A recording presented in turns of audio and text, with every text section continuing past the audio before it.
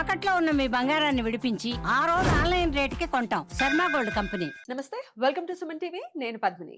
ప్రస్తుతంతో పాటు ప్రముఖ ఆధ్యాత్మికవేత్త లక్ష్మీ నరసింహస్వామి ఉపాసకురాలు, స్పిరిచువల్ హీలర్ శ్రీమతి స్రవంతి గారు మనతో పాటు ఉన్నారు. మాట్లాడదాం. అక్క నమస్తే. అక్క నమస్తే పద్మిని. అక్క, కొన్ని విపత్కరమైనటువంటి పరిస్థితులు వచ్చేస్తాయి. వెనకడుగు వేయటం అనేది అనివార్యంగా జరుగుతుంటుంది. అయితే కొంతమంది ఆ వెనకడుగు వేసాము, ఓడిపోయాము అన్న థాట్ ప్రాసెస్ డెవలప్ అయిన తర్వాత ఇంకా అది అసలు బ్రెయిన్ లో నుంచి వెళ్ళదు. అది పీకుతూ ఉంటుంది. కొన్ని సంవత్సరాలైనా కూడా మేము ఇట్లా ఓడిపోయాము, ఆ వెనకడుగు వేయాల్సి వచ్చింది అని అనుకుంటుంటారు. ఈ థాట్ ప్రాసెస్ నుంచి బయటపడటం ఎట్లా? వెనకడుగు వేయటం ఓడిపోవటమా? మనం ఎలా దైనందిన జీవితంలో మనకి ఏమైనా కష్ట నష్టాలు వస్తే గనక ఏం చేయాలి అని అంటే కృష్ణ పరమాత్మ జీవితాన్ని ఒక్కసారి అవలోకనం చేసుకోవాలి. అంటే మనం అనుకుంటాం ఈ మాటలు మేము పడలేం రా బాబు అని అన్నప్పుడు వెన్న దొంగ అని మాట పడ్డాడు. ఆయనకేం కర్మ అది. అంటే ఎవరి కర్మలు తీసేసుకోవడమే ఆయన కర్మ బాబు, అంతే కదా. అంతే. అక్కడి నుంచి వాళ్ళ ఇంట్లో నుంచి అక్కడ వెన్న తీసుకొని వెళ్ళాడు అంటే వాళ్ళ కర్మను తొలగింపజేసినట్టే కదా. అవును. అవునా కాదా? అవును. అలా వెన్న దొంగ అని అన్నప్పుడు మనకి చాలా మురిపెంగా అనిపిస్తాడు. చిన్న కృష్ణుడు భలే ఉంటాడు, భలే అల్లరి చేస్తాడు అని అనిపిస్తాడు. కానీ ఆయనకి రణ్చోర్ అని కూడా ఉంది పేరు. రణ్చోర్. భలే విన్నప్పుడు అయ్యో అనిపిస్తుంది. అంటే యుద్ధం నుంచి వెళ్ళిపోయిన వాళ్ళని రణ్చోర్ అంటారు అనమాట. రన్ అంటే యుద్ధం, చోర్ అంటే దొంగతనంగా వెళ్ళిపోవడం అనమాట. వెన్ను చూపి పారిపోవడం అన్నట్టుగా. కానీ అది కూడా ఆయనను కీర్తిస్తున్నట్టుగా ఒక పేరు అయింది చూడు, నిందాస్తుతిలాగా. అది నిజంగానే. ఎందుకు అని అంటే గనక చాలా సందర్భాల్లో పాపం కంసుడిని తల్లిదండ్రులని బంధించడము ఇదంతా చూస్తే కంసుడిని వచ్చి చంపేస్తాడు లాస్ట్కి. చంపిన తర్వాత ఇంకా ప్రశాంతంగా ఉండాము అని అనుకుంటే జరాసంధుడు వస్తూనే ఉంటాడు.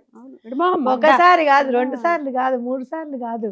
ఈ జరాసంధుడు అసలు 17 సార్లు వస్తాడు. అవును. అంటే అప్పుడు ఆయనకు అనిపిస్తుంది అనమాట, ఏమిటిది ఇక్కడ ఉండి యుద్ధము అనేసరికి ఏమవుతుంది, ఎప్పుడు కూడాను మన వాళ్ళు కూడా బలవుతూ ఉంటారు, అంతే కదా. బాధ అనుభవించాల్సి వస్తుంది కదా ఎంతైనా కూడాను. అంతే. మనం అనుకుంటాం ఈయన మోడీ ఏం చేస్తున్నారు, యుద్ధాన్ని ప్రకటించచ్చు కదా అని అనుకుంటాం మనం. కాకపోతే అసలు ఎంతమంది ఆర్మీ వాళ్ళు ఎంతమంది సాహసంగా పాల్గొనాల్సి వస్తుంది, ఎంతమంది బలిదానం సాక్రిఫైస్ చేయాల్సి వస్తుంది, లైఫ్స్ ఇవన్నీ మనకి పట్టవు. మనం సోఫాలో కూర్చొని ఇక్కడి నుంచి మీటర్ రిమోట్ లో ఛానల్ మార్చినంత లెవెల్లో చెప్పేస్తూ ఉంటాం అనమాట. ఇలా చేయొచ్చు కదా, అలా చేయొచ్చు కదా అని చేసేవాడికి తెలుస్తుంది. సామాన్యులు కూడా ఇబ్బంది పడతారుగా యుద్ధం వస్తే, చిన్న విషయం కాదు కదా. మరి ఆయన పరమాత్ముడు కాబట్టి అందరూ ఆయన పిల్లలే కాబట్టి ఆయన ఏం చేశారో తెలుసా, అక్కడిదక్కడ మొత్తం త్యజించేసి యాదవులందరినీ తీసుకొని వెళ్ళి చక్కగా మళ్ళీ ద్వారకని నిర్మింపజేసుకున్నారు. అసలు ఎలాంటి ద్వారక అని అంటే మనం చూస్తూనే ఉన్నాం కదా. ఇక్కడ కూడా మళ్ళీ మోడీ గారిని గుర్తు చేసుకోవాలి. సముద్రంలో ఉన్న ద్వారక కూడా ఆయన వెళ్ళి దండం పెట్టుకొని వచ్చారు చూడు. అందులో మీరు చూస్తే కనుక షాపింగ్ కాంప్లెక్స్లు ఉన్నాయి, స్కూల్స్ ఉన్నాయి, ఇవన్నీ చూస్తూ ఉంటాం, మనం చదువుతూ ఉంటాం. అంటే అంత నాగరికత ఉన్న దాన్ని అంత మళ్ళీ చాలా సొఫిస్టికేటెడ్గా ఎంతో డెవలప్డ్ సిటీని ఆయన నిర్మింపజేశారు. అంటే నిబద్ధత, తన వారిపైన తనకున్న నిబద్ధత, ఎట్లా కేర్ తీసుకోవాలి, ఇవన్నీ కూడా మనం కృష్ణ పరమాత్మని చూసి నేర్చుకోవాల్సిందే. న్యాయంగా మాట్లాడాలంటే ఎవరు వచ్చినా సుదర్శన చక్రం చాలు అన్నా కదా. కానీ ఎప్పుడైతే ఆ సుదర్శన చక్రం వదిలాలో అంత గాలి, అంత ధూళి అంతా లేస్తూనే ఉంటుంది కదా, ఉత్తిగా వెళ్ళిపోదు కదా సుదర్శన చక్రం, అవునా కాదా. అంటే ఏంటి అని అంటే ఎవరిని ఇబ్బంది పెట్టకూడదు అనే తత్వంతో చేశారు. ఇక్కడ నువ్వు చెప్పు, ఆయన వెనకడుగేశారా ముందడుగేశారా? వెనకడుగేసి మనల్ని అందరినీ గెలిపించాడు, అంతే కదా. ఎందుకు అని అంటే నా మీద వస్తే వచ్చింది నింద, రంచోడ్ అనే మాట నింద వస్తే వచ్చింది, కానీ ఆ రంచోడ్ అనేది కూడా ఆయనకి బిర్రైపోయింది అనమాట, అవునా కాదా. కాబట్టి అలా స్వామి మనం ఏం చేయాలి అని అంటే కనుక ఎక్కడన్నా వెనకడుగు వేయాల్సిన పరిస్థితి మనకు వచ్చింది అనుకో, ఏం పర్వాలేదు, వెనకడుగు వేసి ఏమండి నేను ఇంతకంటే నేను ఇంకా దెబ్బలాడలేను అనడం. లేదు అంటే గనక నీ మౌనమే సమాధానంగా అక్కడ ఉండడం అనేది చాలా ఇంపార్టెంట్. ఓకే. నువ్వు గెలిచి చూపించిన తర్వాత ఆ గెలుపే వాళ్ళకి సమాధానం అవ్వాలి అనేది మనం గుర్తుపెట్టుకోవాలన్నమాట. ఇంకొకటి, ఎప్పుడైనా ఉన్న ప్లేస్లో ఎక్కడైనా అవమానం పొందారనుకోండి, ఫర్ సపోజ్ చాలా సందర్భాల్లో నేను చూశాను, ఆ ప్లేస్ నుంచి వేరే ప్లేస్కి షిఫ్ట్ అయిన తర్వాత ఆ అవమానాన్ని, ఎంత అవమానం అయితే పొందారో అంత ఆదరణ లభిస్తుంది, అంత మళ్ళీ పేరు సంపాదించగలుగుతారు అనేది గుర్తుపెట్టుకోవాలి మనం. ఓకే. అందుకనే ఇక్కడ చూస్తే అన్ని గుర్తుకొస్తూ ఉంటాయి. తల్లిదండ్రులు ఇన్ని రోజులు జైల్లో ఉన్నారా, అయ్యో అక్కడ పెంచిన తల్లిదండ్రులని వీళ్ళ గురించి వాళ్ళని వదిలేయాల్సి వచ్చిందా, ఇవన్నీ ఆయనకి మెంటల్ స్ట్రెయినే కదా నిజంగా చెప్పాలనంటే. సో ఇవన్నీ కాదు, ఒక కొత్త నిర్మాణం చేసుకోవడానికి వెళ్దాం అని అన్నప్పుడు ఆ గత స్మృతులన్నీ కూడా అక్కడే వదిలేసేసి కొత్త జీవితం వైపు మనం పయనిస్తాం అనేది కూడా మనం గుర్తుపెట్టుకోవాలి. ఓకే, అద్భుతం అక్క. సో ఈ విషయాల్ని ఖచ్చితంగా అంటే ఎంతో కొంత మన అధ్యయనం చేయటం మొదలు పెడితే, మహాభారతం తెలుసుకోవటం, భాగవతం చదవటం అనేది తెలుసుకుంటే కదా, అవును, కృష్ణుడు ఎలా వెళ్ళాడు, కృష్ణుడు ఎట్లా మనకి ఆదర్శం అయ్యాడు అని మనం చదివితే కదా మనకు తెలుస్తుంది.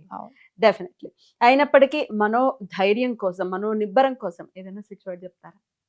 తప్పకుండా చెప్తాను. మీకు పార్థసారథి అని చదవండి. జస్ట్ పార్థసారథి, ఆయనే పార్థ, సారథి అవుతాడు ఈ పార్థుడికి, అంటే ఈ జీవుడికి.